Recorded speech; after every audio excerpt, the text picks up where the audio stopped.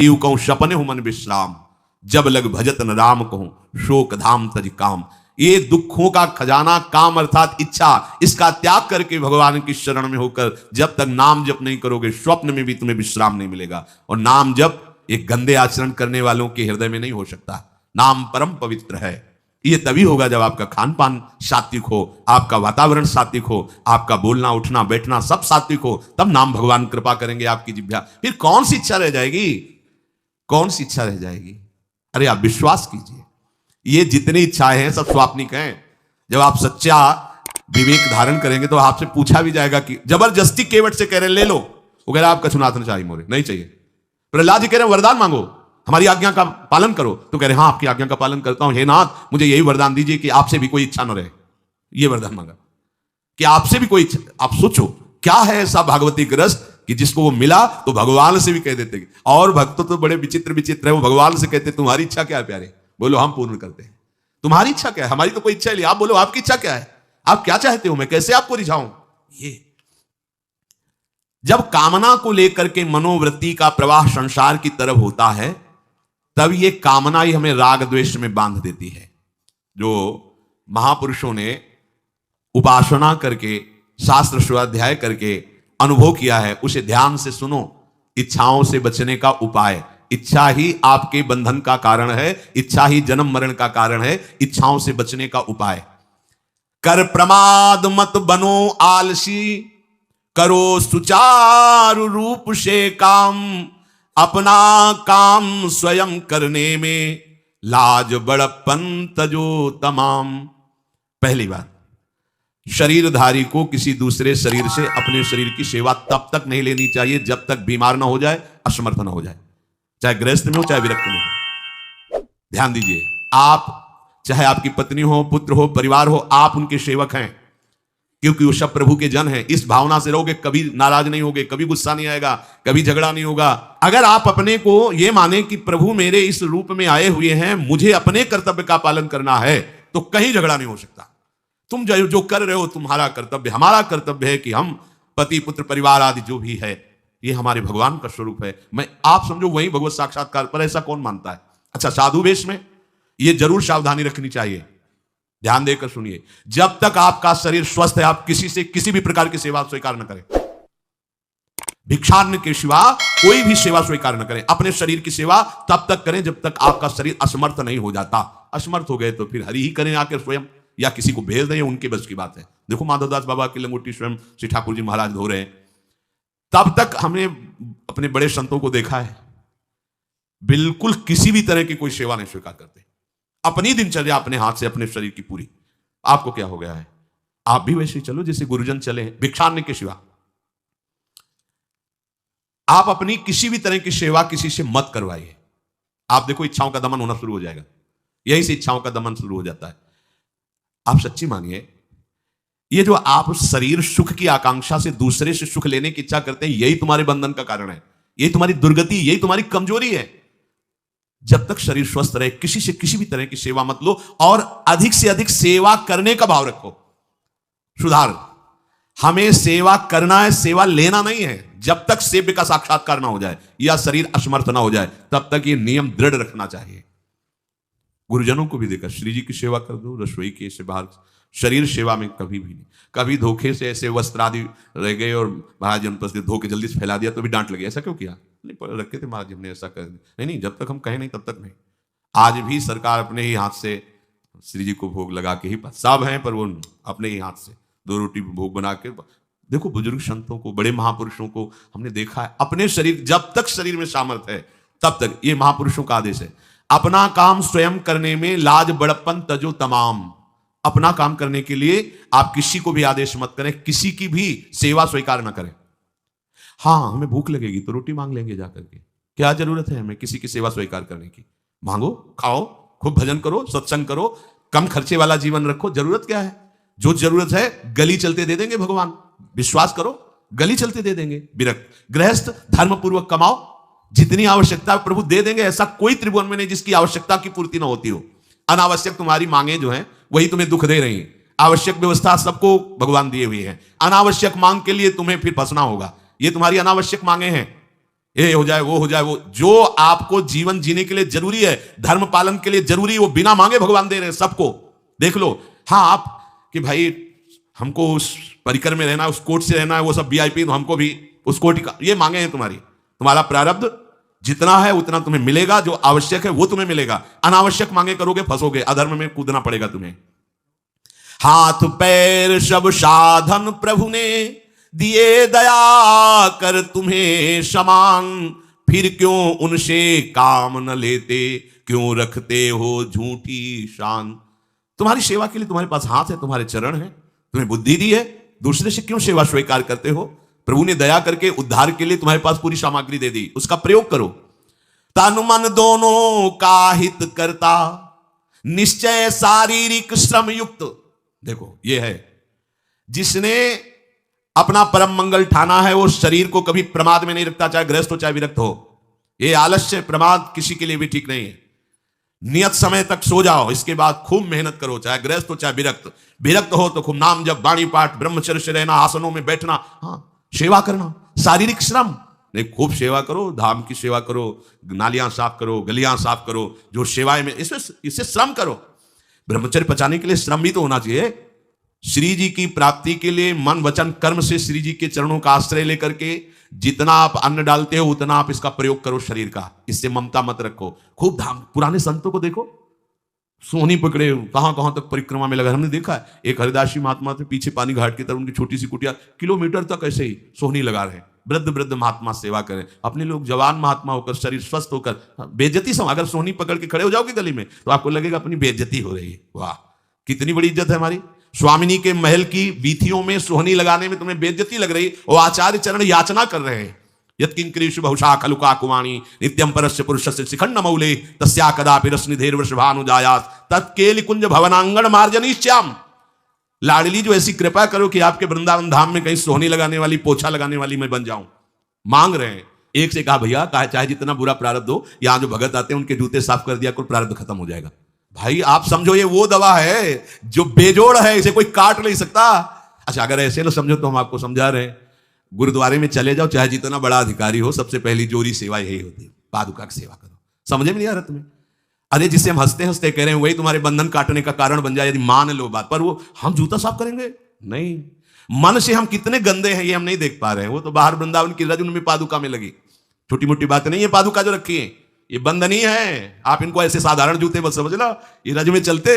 एक दिन एक ब्रजवासिनी माई रोटी रखे, उसके ऊपर पादुका रखे, एक हाथ में लाला लिए और एक हाथ में जल का ऐसे लिए, उनका अभ्यास ऐसा। अब पादुका पहन के चलने में परेशानी होती थी।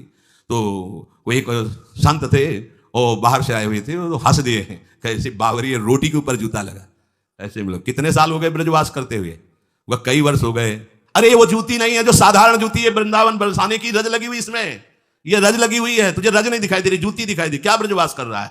डांट के चल दी। ये समझो, हम कहें कि जूती साफ करो तो हम जूती साफ करेंगे, और ये है कौन सी जूती साफ में? क्या रज है? वृंदावन बरसाने सब जगह घूमते रहते हैं ये महाभागवत जन। अगर इनकी ये गृहस्थ विरक्त मत देखो, सब लाडली जी के लाडले हैं जो यहाँ आए हुए हैं। अगर हम उनकी पादुका साफ करेंगे तो हमारा हृदय साफ हो जाएगा। पर कोई मानता कहाँ है? अपनी सेवा स्वयं करो और दूसरे की सेवा मिल जाए तो जैसे लोभी आदमी के सामने धन फेंक दे तो कैसे भागता है, ऐसे आपको होड़ लगनी चाहिए कि ये आदमी इतना ना कर पाए जितना हम सेवा करें। परमार्थ में शरीर पोषण नहीं, परमार्थ में शरीर की धज्जियां उड़ानी है, अहंकार की, देहाभिमान की। राखे अपने को सदा भगवत सुमिरन लीन, सुने न जग के दोष गुण, करे न चित्त मलिन। सदैव अपने को ये देखता रहे कि प्रभु का सुमिरन चल रहा है कि नहीं अंदर। ये बहुत बड़े काहे की परेशानी, हम तो यही समझ नहीं पा रहे कि इतनी झंझटें लेकर कैसे घूम रहे हैं लोग। अगर हृदय में राधा राधा चल रहा है, आप व्यापार कर रहे हो, नौकरी कर रहे हो, गृहस्थ हो, विरक्त हो, जो भी, अब आपको चिंता क्या होनी चाहिए? देखो ना, थोड़े दिन ऐसे चल के देखो, हर कार्य बहुत अच्छा होता है जब भगवत सुमिरन पूर्वक आप एकाग्रता पूर्वक कार्य करें। हर कार्य में आपको आनंद आएगा। पर वो तो शरीर पोषी, जैसे आग जलने में फफोला पड़ जाता है ना, उसको बहुत संभाल के रखते हैं। ऐसे देहाभिमानी साधक भी होते हैं कोई कोई, इतना शरीर को सजा के, इतना संभाल के कि लगता है यही भगवत प्राप्ति है इनकी, कि इनके शरीर बिल्कुल ऐसे नहीं। संतों ने देखो ना कैसे अपने शरीर के राग का त्याग किया है, गुरुजनों की आज्ञा में तत्पर होकर धज्जियां उड़ा दी देहाभिमान की, तब उनको परम पद प्राप्त हुआ है। अपने शरीर का राग रखने वाला परमार्थ में कैसे चल सकता है? कब तक फंसे रहोगे विषयासक्ति वासना में हो दीन? अरे कब तक मन में भरे रखोगे दुर्विचार दुर्भाव मलिन? जिन भोगों के लिए हो रहे तुम लालायित सुखमय जान, यही घोर दुख उपजाएंगे, बढ़ जाएगा अज्ञान। इसलिए छोड़ो सब आशा ममता आसक्ति कामना मद अभिमान, एकमात्र शरणागत होकर भजो निरंतर राधे श्याम। प्रभु की आसक्ति हृदय में धारण करो। यही समझ में नहीं आता। चले हो राग त्यागने के लिए, पोषण कर रहे हो शरीर राग का, कैसे बात बने? चलो कोई विषय संसारी है तो लगता है अभी बेचारा है। आप लोग बेचारों की लाइन में थोड़ी हो, आप लोग बेचारों की लाइन में नहीं हो। आप जितने भी, चाहे गृहस्थ हो चाहे विरक्त हो, धाम आ गए हो, दीक्षा ले ली है, शास्त्र स्वाध्याय करते हो, सत्संग, आप बेचारे हो, आप भगवत पार्षद हो। पर आप अपने स्वरूप को समझो, ये अंदर की बातें सुधारो। आगे कह रहे हैं कि सुने न जग के दोष गुण, करे न चित्त मलिन। अपने भगवत चिंतन में मगन रहो। कोई तुम्हें यदि किसी की निंदा आदि सुनाने लगे तो उसे मत सुनो।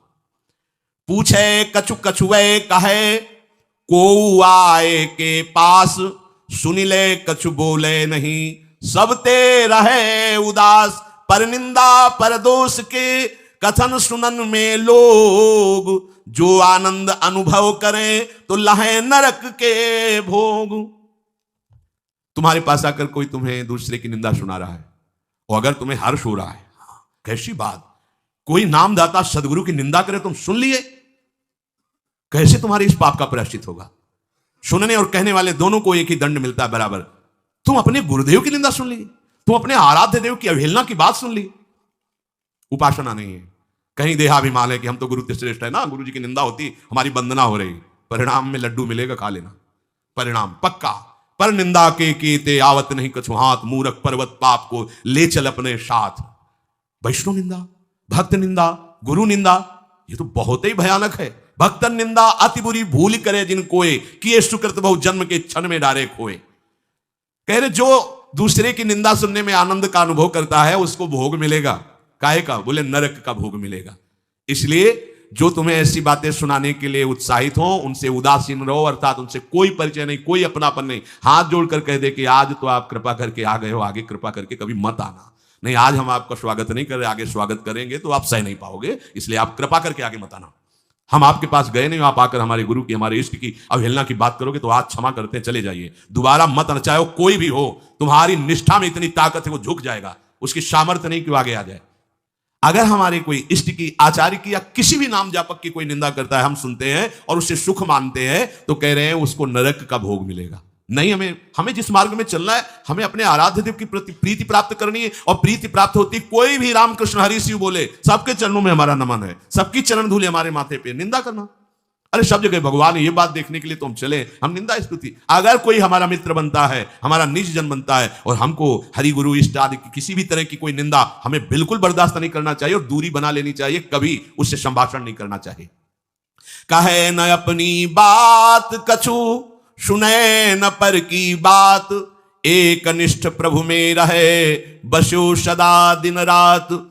अपने हृदय की भक्ति की बात सहसा किसी से ना कहे और ना किसी की बात सुने, क्योंकि हमें अपनी आचार्य निष्ठा, गुरु निष्ठा से चलना है।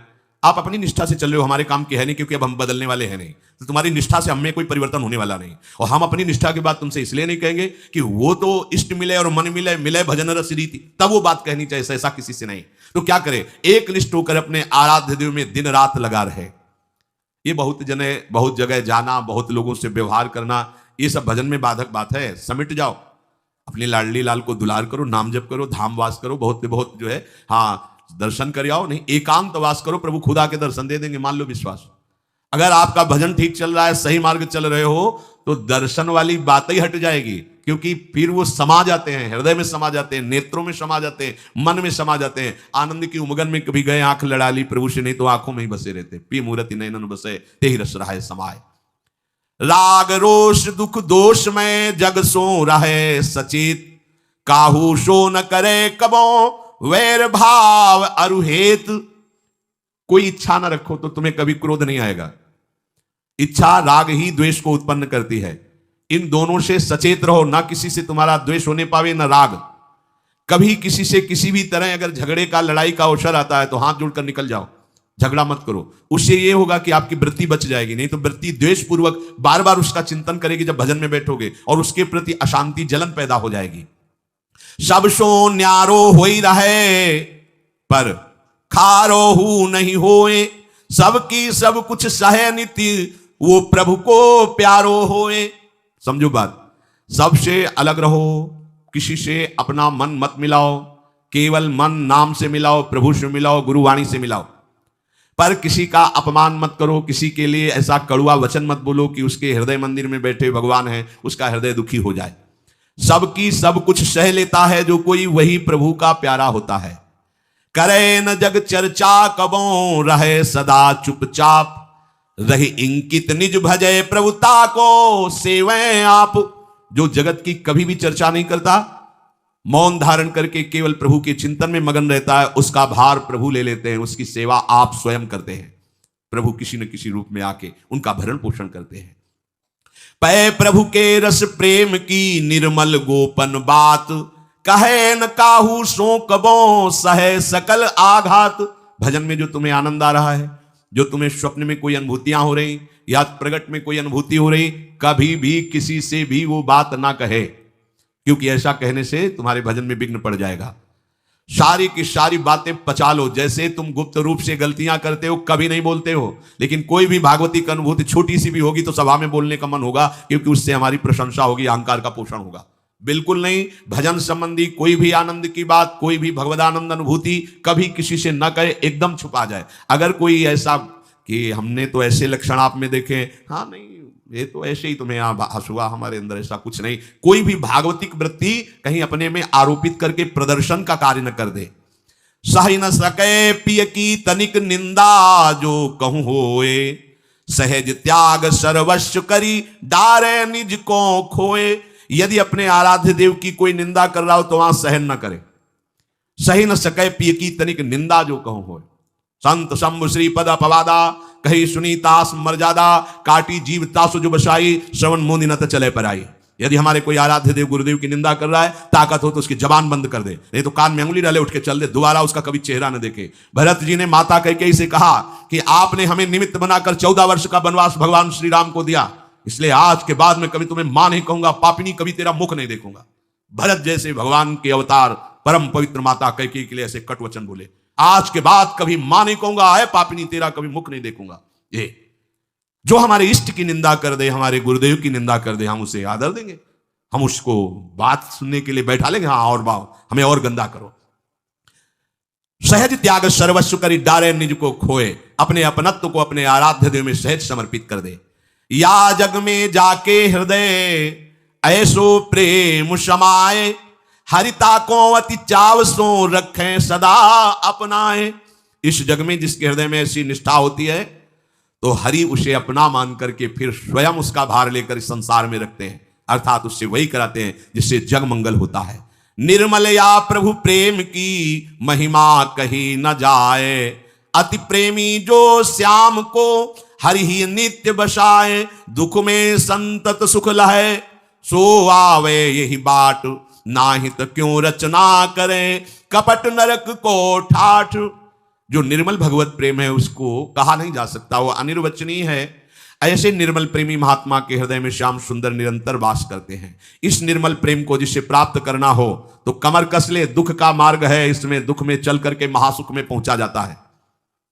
कह रहे दुख में संतत सुख लहे, सो आवे यही बाट। भारी से भारी विपत्ति, अपमान, तिरस्कार में भी जो सुख का अनुभव करते हुए भगवत भजन करते रहते हैं, वो जाते हैं उस महासुख परमानंद में।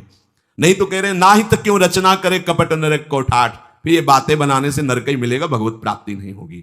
इसलिए इच्छा और द्वेष का त्याग करके अपने आराध्य देव के निरंतर चिंतन में मगन रहो। भजन का फल है अपना अस्तित्व मिटा देना, कोई भी इच्छा ना रह जाना। तो श्री भगवान स्वयं उसके हृदय में बैठ करके सब योगक्षेम का वाहन करते हैं। जैसे अहंकार से हम सोचते हैं हम नहीं करेंगे तो कैसे हो जाएगा, तो पूरी सृष्टि तुम्हारे करने से हो गई है क्या? जिन्होंने एक संकल्प में अनंत ब्रह्मांडों का सृजन, पालन और लय करते हैं, करते रहेंगे, उन प्रभु को पहचानने के लिए मनुष्य जन्म हुआ है। यही परम कर्तव्य है, हम भजन करके उनमें लीन हो जाएं, उनको जान जाएं, तो महान दुख से हमारा छुटकारा हो जाए। शेष चर्चा की श्री राधा वल्लभ लाल।